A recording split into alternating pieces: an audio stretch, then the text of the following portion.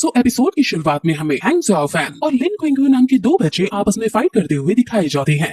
ये दोनों गांव में रहते हैं और आपस में लड़ाई कर रहे हैं क्योंकि हैंग ज़ाओफैन 97 बार हार चुका है और 98 बारी वो इसे जीतना चाहता है। लिन क्विंगयू बड़ी आसानी से उसे हर बार हरा देता है, लेकिन फिर भी हैंग ज़ाओफैन हार नहीं मानता और उससे बार बार हारने के बाद भी फिर से उसे मैच के लिए ललकार देता है और उनकी लड़ाई देखकर आसपास के सारे बच्चे हंसने लगते हैं। लड़ते लड़ते वो लोग एक टेंपल में पहुंच जाते हैं और वहाँ भी सब हैंग ज़ाओफैन के ऊपर हंसने लगते हैं क्योंकि वो थकान के मारे सही से चल भी नहीं पा रहा था, लेकिन फिर भी लिन क्विंगयू को चुनौती दे रहा था। वो फिर से आपस में लड़ाई करने लगते हैं और लिन क्विंगयू इस लड़ाई को मजाक में ही ले रहा था, लेकिन अचानक वो बहुत गुस्से में आ जाता है और अपनी तलवार से गुस्से में हैंग ज़ाओफैन पर हमला कर देता है और फिर उसकी तलवार हटाकर उसकी गर्दन को अपनी तलवार से घोटने लगता है और उसे कहता है कि क्या तुम अभी जिद नहीं छोड़ोगे। जब हैंग मना करता है तो वो उसे जान से मारने ही वाला होता है कि तभी वहाँ मंदिर का प्रीस्ट आकर उसे रोक लेता है। एकदम लिन भी होश में आता है और हैरान हो जाता है कि वो अपने दोस्त के साथ भला ये क्या कर रहा था। मॉन्क उनको डांटता है और कहता है कि अगर मैं ना आता तो तुम इसे मार ही चुके होते। लिन फिर हैंग को वहाँ से ले जाने लगता है।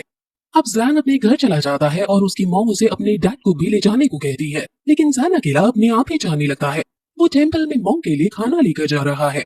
अब मॉन्क जो कि टेंपल में बैठे थे, उन्हें आसमान में किसी अनहोनी के होने का अनुभव होता है और वो तुरंत बाहर जाते हैं। वहीं जैन जो टेंपल की तरफ आ रहा था, उसकी तरफ कोई ब्लैक शैडो आती है और तभी फिर मॉन्क उस शैडो को नोटिस करके उसे मारने के लिए आगे दौड़ते हैं और जैन को बचा लेते हैं। मॉन्क शैडो को डांटते हुए कहते हैं कि आखिर तुम शैतान कौन हो जो एक बच्चे को अपना शिकार बना रहे हो।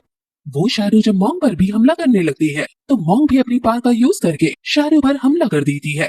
मॉन्क मार्शल आर्ट्स में एक्सपर्ट है और वो शैडो मैन अपना असली रूप ले लेता है और दोनों के बीच कॉम्बैट फाइट शुरू होने लगती है जिसमें मॉन्क आसानी से उसे हरा रहे होते हैं। वो आदमी फिर अपनी पावर का यूज करता है और उसके पास ईविल पावर्स हैं। मॉन्क उसको देखकर गुस्सा करते हुए कहते हैं कि आखिर इस ईविल को प्रैक्टिस करने की तुम्हारी हिम्मत कैसे हुई। मॉन्क फिर अपनी आइकॉनिक पावर का यूज करते हुए उस पर हमला करते हैं।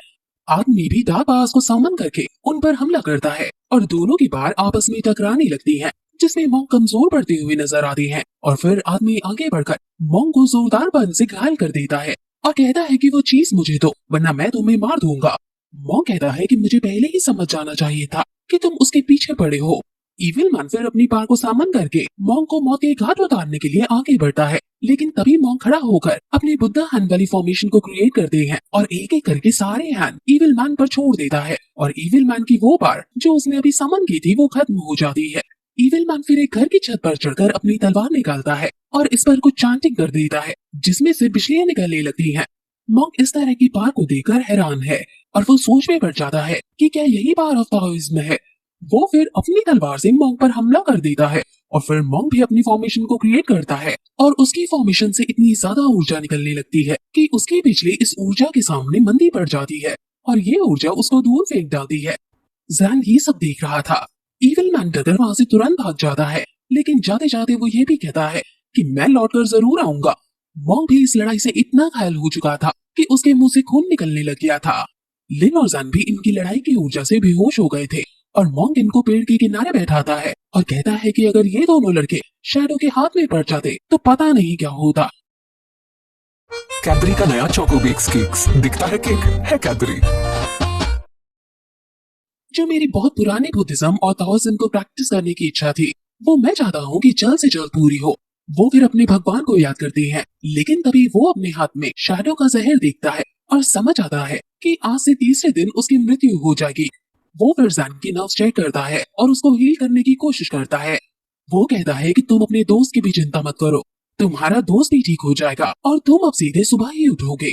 वो फिर उससे पूछता है कि आसपास तूफान आ रहा है तो तुम यहाँ इतनी रात को क्या कर रहे हो, जिस पर जैन बताता है कि मैं आपके लिए खाना लाया था।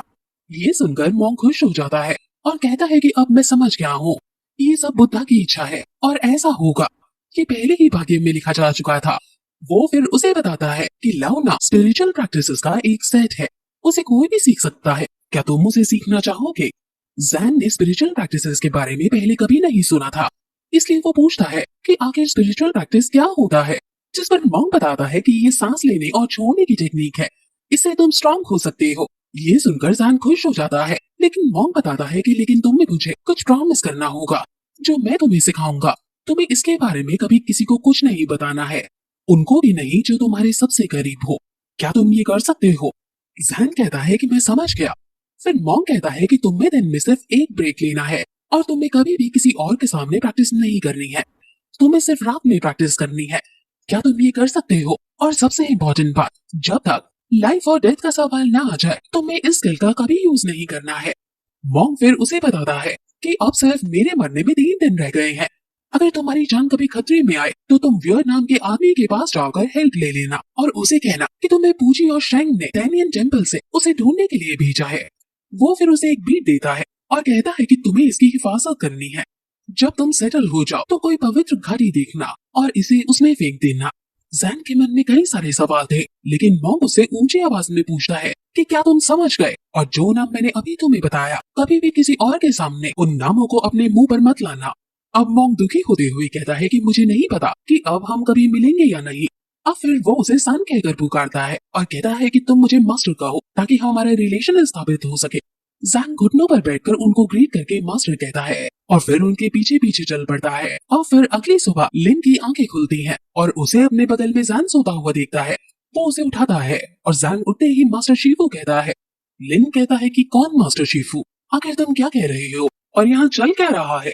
वो दोनों फिर गांव जाने लगती हैं, लेकिन वहाँ हर जगह सिर्फ तबाही ही तबाही मची हुई थी। ये देखकर दोनों काफी परेशान हो जाते हैं।